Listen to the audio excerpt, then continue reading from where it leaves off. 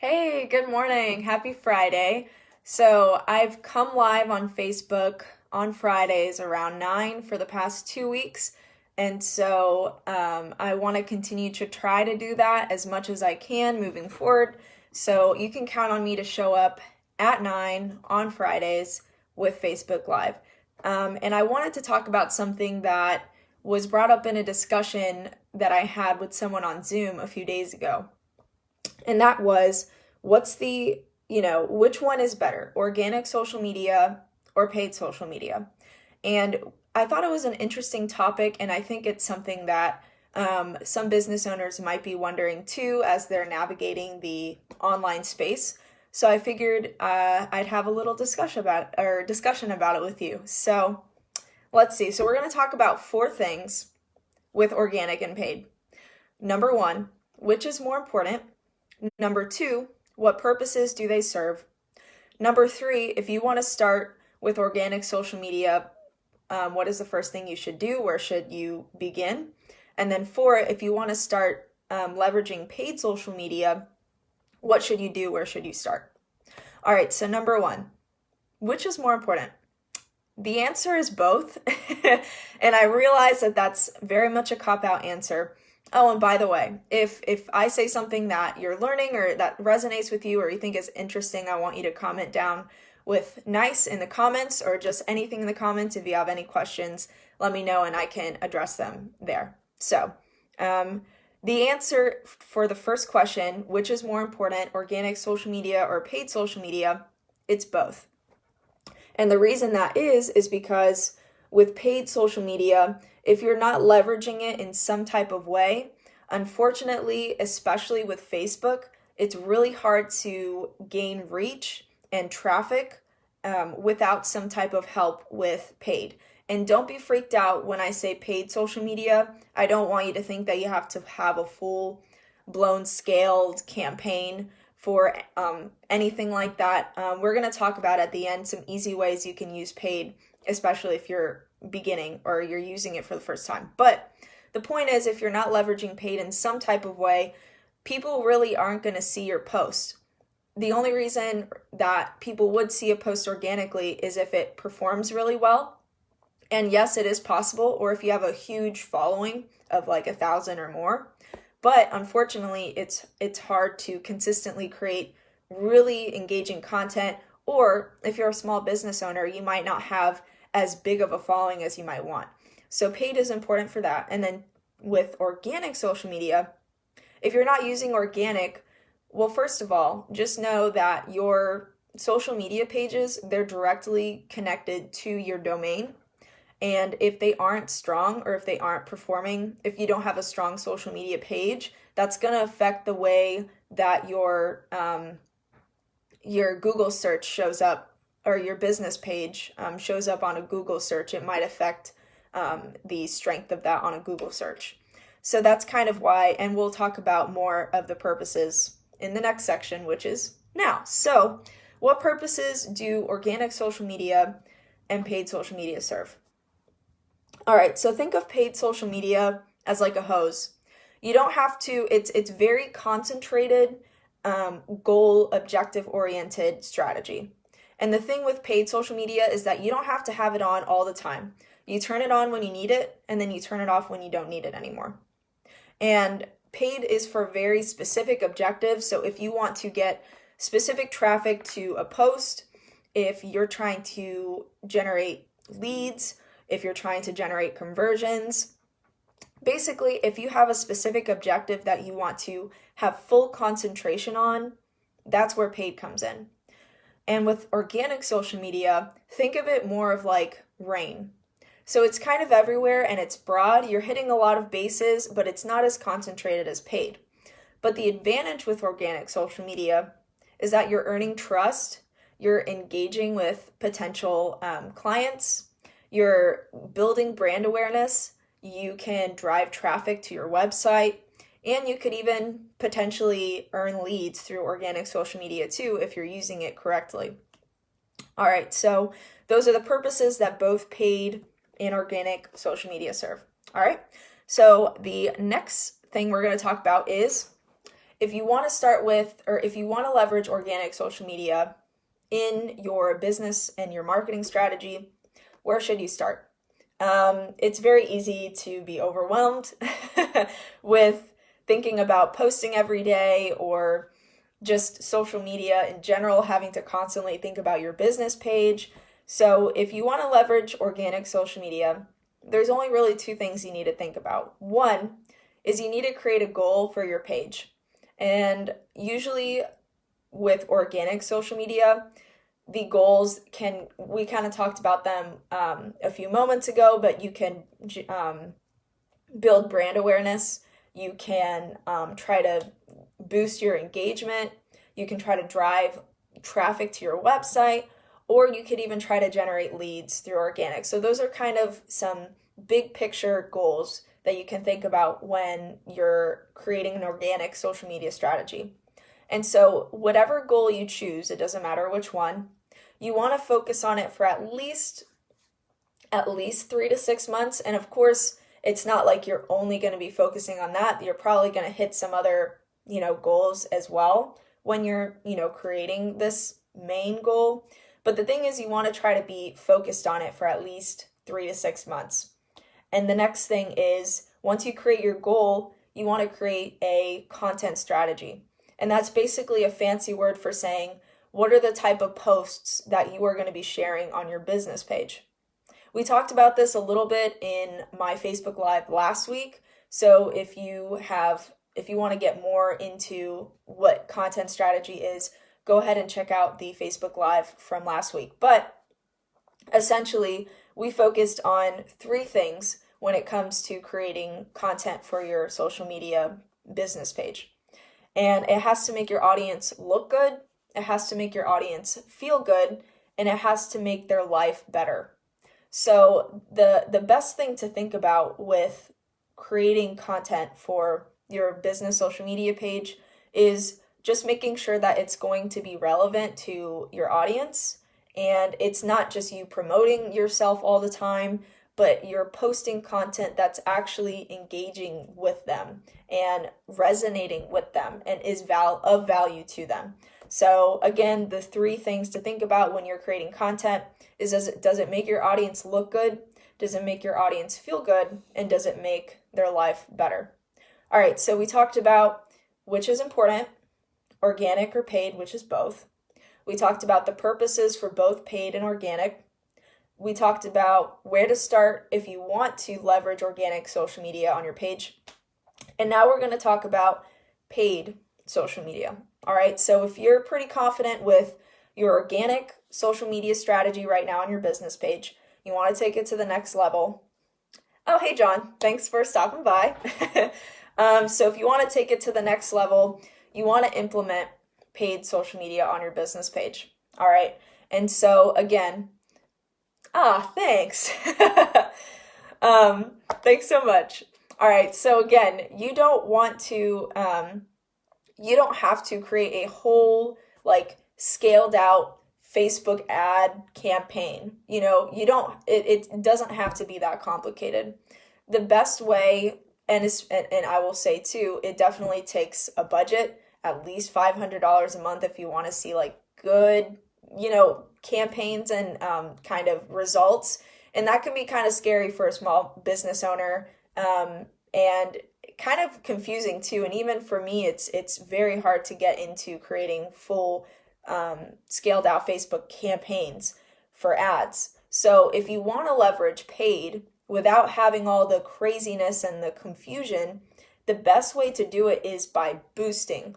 Boosting is such an incredible and easy way to use paid on your business page. And so I'm sure you've seen it, but whenever you make a post, you'll see a little blue button and it says boost. And sometimes you'll see a notification from Facebook saying, hey, your post is performing really well. Why don't you try to reach more people by boosting? And you may have ignored that notification in the past, but I say take advantage of it. If Facebook is letting you know that a post is performing really well, you should boost that post, because if you boost it and it's already performing well organically, that means if you boost it, it's going to amplify the performance and show it to more people. All right, so when you're boosting a post, it basically means you could do three things with boosting a post. It could get you more reach, so meaning more people looking at your post. It could get you more engagement, so more people liking and commenting on it. And you could even set a boost. I did this a few weeks ago. You could set a boost on a post to where people can message your Facebook business page's inbox directly. And I think that's pretty cool. I tried it a few weeks ago and I got 8 messages from simply boosting a post. The demographics are essential. Pick the people you want to see it to avoid unnecessary clicks. Yes, absolutely. That's definitely important too. So, and that's a good point to bring up, because when you're boosting, you don't want to just boost it to show it to people who aren't going to be relevant. You want to think about the demographics. So if you're a local based business, when you boost it, it'll show you a whole bunch of, targetings and demographics that you can set. I think you can even set it to where you're showing more people who like your business page. You can set the demographics to do that. Or you could set your own demographics and targeting as well when you're doing it. So, hey Madalena, I'm on Facebook Live. I know we were talking about it on my Instagram post the other day, but I'm here. What do you think is more important, age brackets or zip codes? I say if you're local, zip codes for sure, because a lot of times if you get too specific with the age brackets, that might actually, thanks Madalena. But if you get too specific with the age brackets, and especially if you haven't boosted before, you want to make sure that you give Facebook as much information, or to keep it as relevant as you can, or not relevant as you can, but you want to start a little bit broad. And then once you have the focus, then you can kind of narrow down. So if you're local, starting with a zip code is a really good place to start. And then you can kind of give Facebook enough of a kind of buffer, if that makes sense, for them to get people of different ages and different demographics. Of course, you're not going to, gear towards like under 18. Usually the age bracket's like 18 to 65, male or female. I usually leave that alone. I either focus on the zip codes or interest-based targeting. Those are kind of the two that I normally gear towards when I'm boosting a post or when I'm, using Facebook paid stuff. All right, so I hope that answers your question. That was a good question, actually. And thanks, Madalena.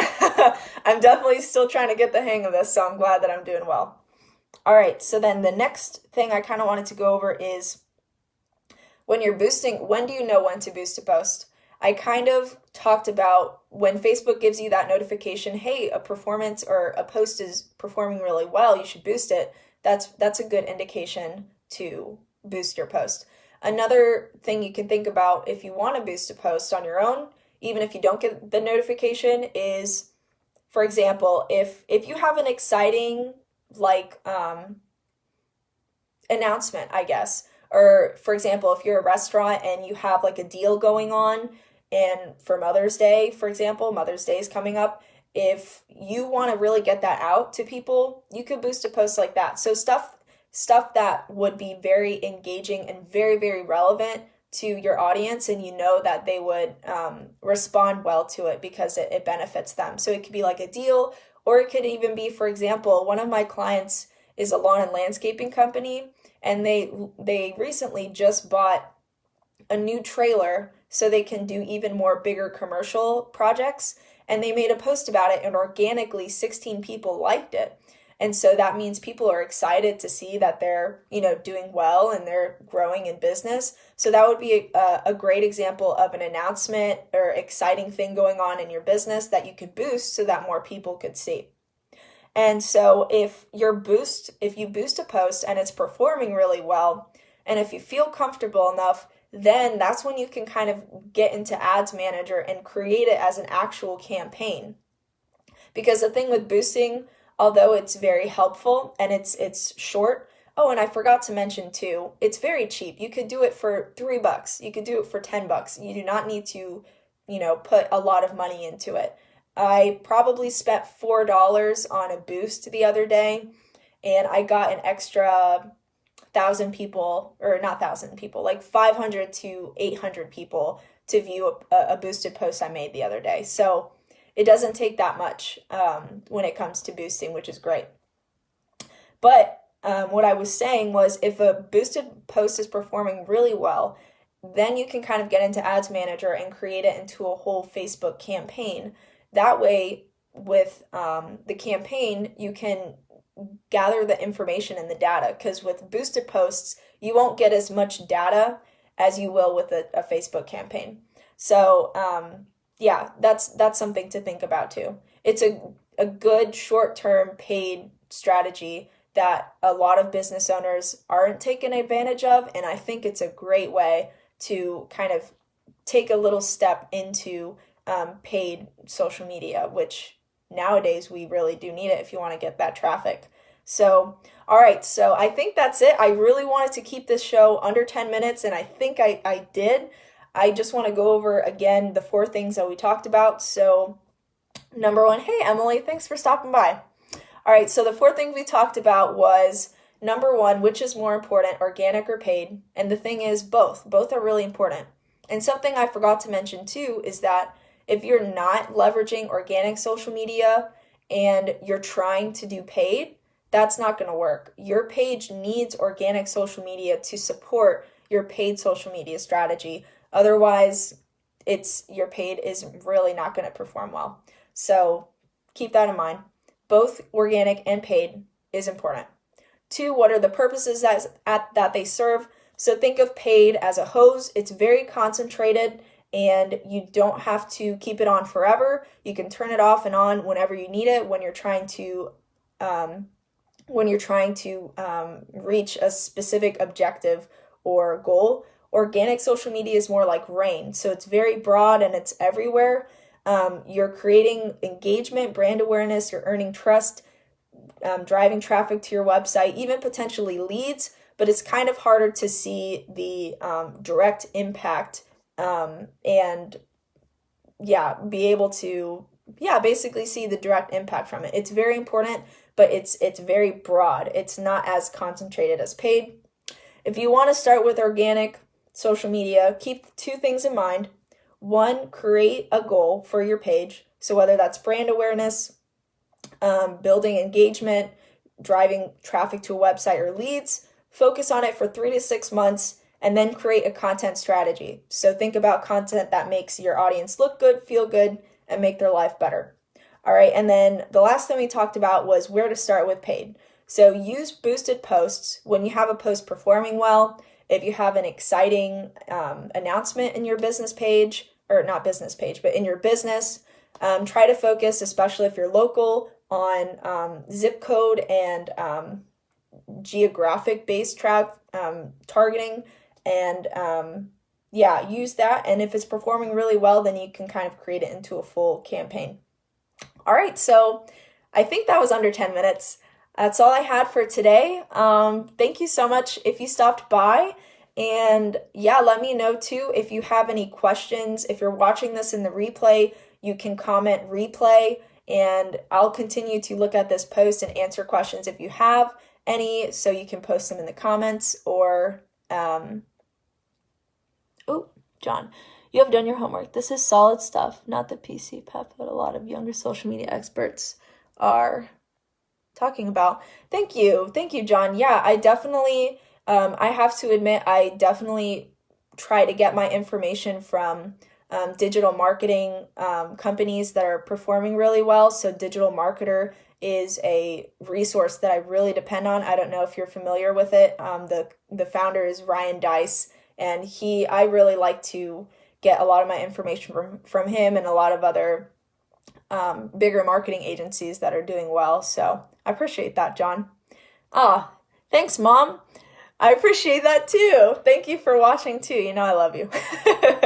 All right, so that's all I had for today. Thanks so much for stopping by. Leave comments if you have any further questions. And yeah, hope you have a great Friday, and we'll talk next Friday. See you guys.